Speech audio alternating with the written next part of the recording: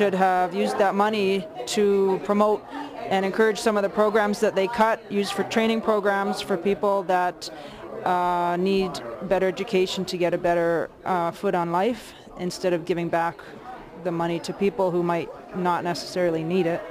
I'd rather see the money invested back into social programs, into programs for education for children and adults, to help the population that seems so poorly served in Alberta right now, given our wealth. It's just a shame. It's not right to have so many people hungry and not having education and jobs. I think actually it should be devoted to relieving poverty in Canada's richest province. So I think just taking care of the environment, and yes, if we're getting lots of money from that, but who's going to, were we going to leave it for our children to clean up the messes? No, just junk mail, no check in. If we're going to look at the low end in terms of economic and the survival areas of our society, the least we could have done is provided them with a check that would really have done something for them. I refer to these $400 checks as not being inoculations against the disease of poverty. If we are truly going to meet people's needs, we need more than a singular $400 rebate check. It appeared from a series of polls, including the Canada West Foundation, that the majority of Albertans, 80% plus, felt that this was not an appropriate way of using Albertans' money.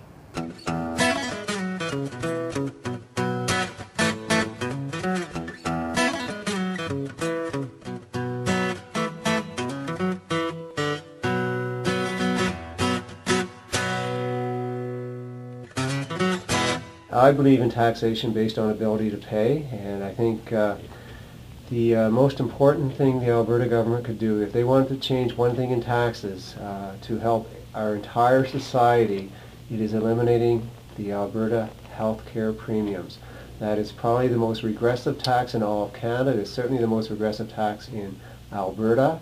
And if we really want to do something for future generations, talk about prosperity, talk about the future, it's not giving $400 checks across the board to Albertans. My $400 I would rather have used to do social causes, but I guess my social cause is raising my daughter.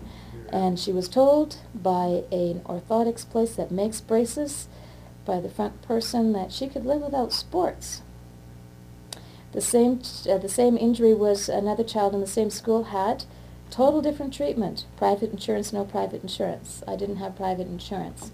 And we still don't have the brace. I wanted to spend the money on the brace, and I said I was going to, but guess what? We needed to eat and pay rent.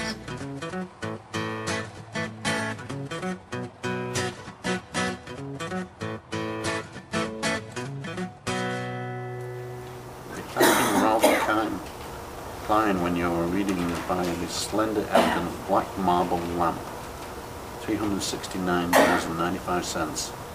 Oh, look at this. Stay with Fairmont, Ralph pick up the tab. $400. I think they must have booted up the rates just for this rebate checks. That's pretty disgusting. Yeah, it's really interesting the way they're trying to catch your money. There's a vase here from Japan you can buy for $380.